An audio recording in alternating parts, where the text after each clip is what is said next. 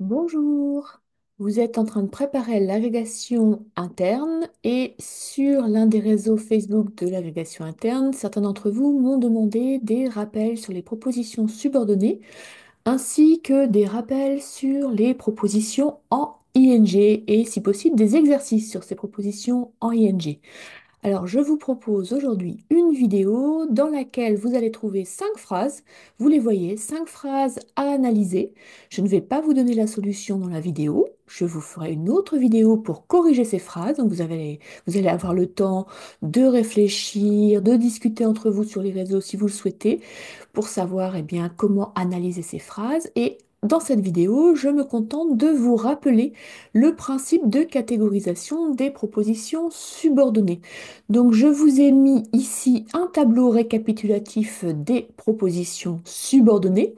Donc, vous vous souvenez que on peut distinguer trois grandes catégories de propositions subordonnées.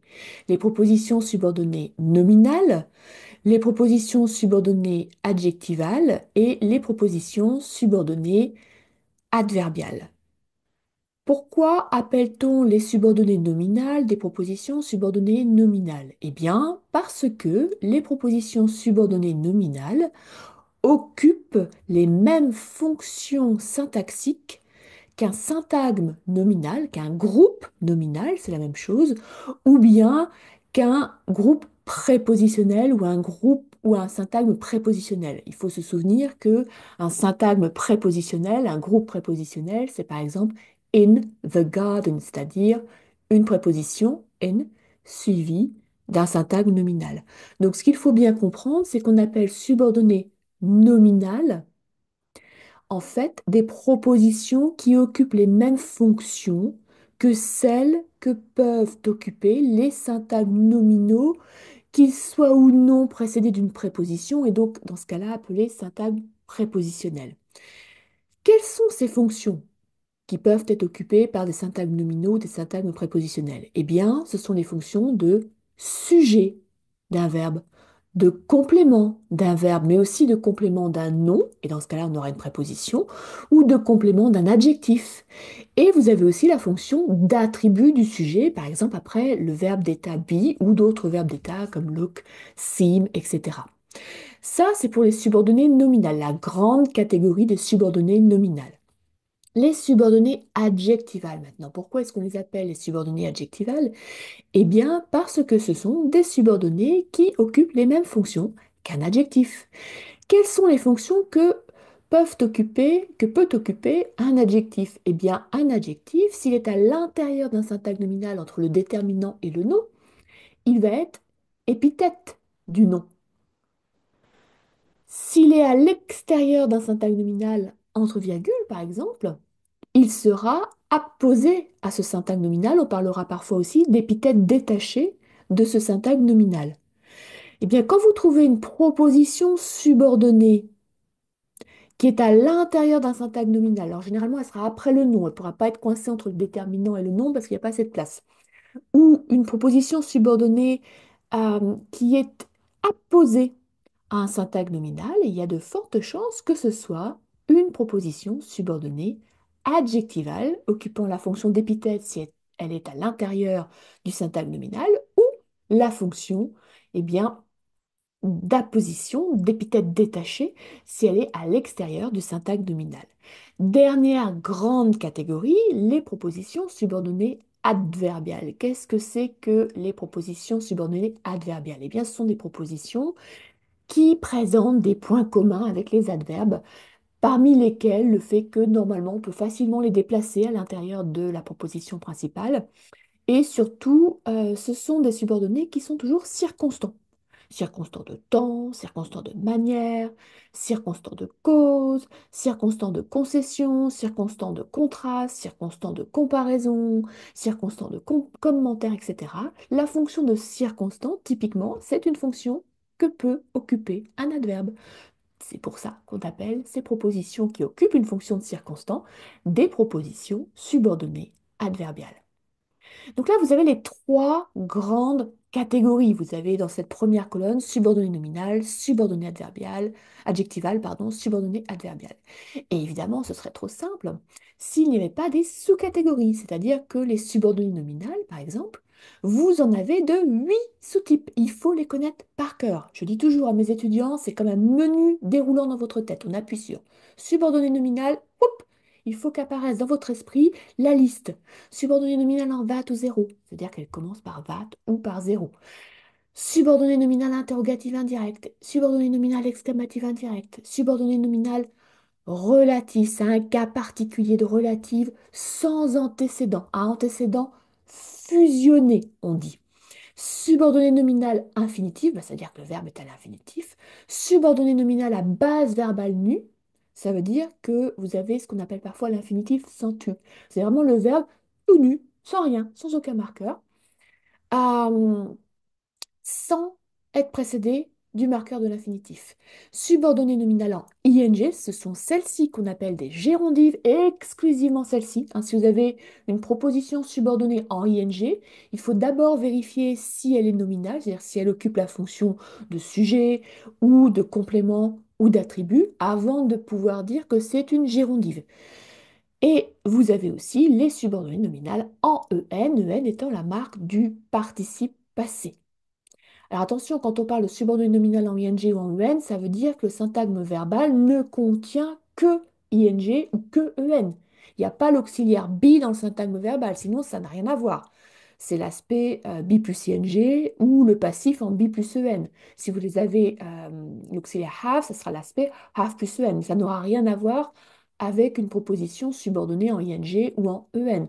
Vous serez à nouveau dans le cas d'une proposition subordonnée qu'on appelle fini, c'est-à-dire avec un temps porté par l'auxiliaire be ou l'auxiliaire have.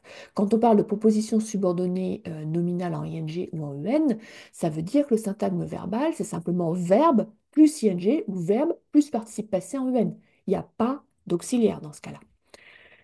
Les subordonnées adjectivales sont moins nombreuses. Vous avez les relatives. Alors attention, il y a des relatives en that. Vous voyez ici, elles se confondent très facilement avec les subordonnées nominales. Il n'y a que la fonction qui va vous aider à distinguer ces deux types de propositions subordonnées en that ou en zéro.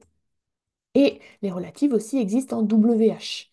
Donc quand vous hésitez pour savoir si c'est une relative en that ou zéro ou bien une nominale en that ou zéro, eh bien remplacez le that ou le zéro par un mot, un relatif en WH, un which ou un who, ou un where, ou un when, ou un why, ou un how éventuellement. Et ça vous permettra de savoir si vous avez affaire plutôt à une relative adjectivale ou à une nominale en that ou zéro. Alors, on a aussi des infinitifs parmi les adjectivales, elles ne sont pas très faciles à identifier, mais ça existe, et on retrouve des propositions en ing et en en parmi les adjectivales, ce sont des participiales dans ce cas-là. Et ce qu'il faut savoir, c'est que évidemment, là, il y a risque de confusion avec les nominales en ing et en en. Et c'est la fonction qui va vous guider parce que les adjectivales seront épithètes ou apposées. Dans les subordonnées adverbiales maintenant, vous voyez qu'on retrouve les propositions en en, les propositions ing, les propositions infinitives. Donc c'est vraiment la fonction et pas la morphologie. Hein. La morphologie, c'est l'apparence de la proposition subordonnée. Vous voyez tout de suite que vous avez affaire à une proposition subordonnée en ing ou en en. Ça, c'est la morphologie qui vous permet d'identifier que vous avez affaire à une proposition ing ou en en, par exemple, ou une proposition en that. Mais c'est l'analyse syntaxique qui va vous permettre de savoir à quelle catégorie, grande catégorie, puis sous-catégorie de propositions vous avez affaire. Les subordonnées adverbiales, je vous l'ai dit, elles seront circonstantes. Donc, si vous avez une proposition ing ou une proposition en qui occupe une fonction de circonstant dans une phrase, ce sera une adverbiale plutôt qu'une adjective. Alors, parfois, c'est un petit peu difficile de faire la différence, je vous l'accorde. Et puis, les plus courantes des subordonnées adverbiales, ce sont des conjonctives, c'est-à-dire introduites par des conjonctions de subordination comme because, though, while, whereas, etc. Alors, quand on a when, comme c'est un mot en WH, eh bien parfois on se dit que c'est peut-être plutôt un relatif, un adverbe relatif qu'une conjonction. Donc on peut parler de relative adverbiale, mais ne vous inquiétez pas pour ça. Déjà, si vous savez identifier des subordonnées adverbiales et les différencier des subordonnées adjectivales et des subordonnées nominales, c'est déjà très bien. Donc vous l'avez vu, Les propositions dont la morphologie caractéristique, c'est d'avoir simplement un verbe en ing, eh bien, elles peuvent être nominales, elles peuvent être adjectivales ou elles peuvent être participiales. Et donc, dans les exercices que je vous ai donnés, vous voyez que ici, on a un syntagme verbal qui ne contient que kill plus ing. Ici, on a un syntagme verbal qui ne contient que work plus ing.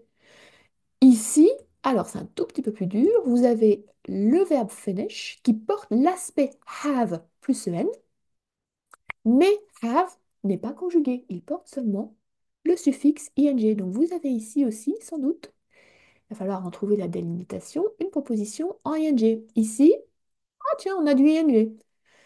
Donc l'idée, c'est que je vous ai donné dans ces 5 phrases matière à vérifier que vous avez bien compris ce qu'est une proposition subordonnée en ing, d'une part, et que vous savez identifier à quelle catégorie appartient une proposition en ing. Est-ce que c'est une nominale? Est-ce que c'est une adverbiale? Est-ce que c'est une adjectivale?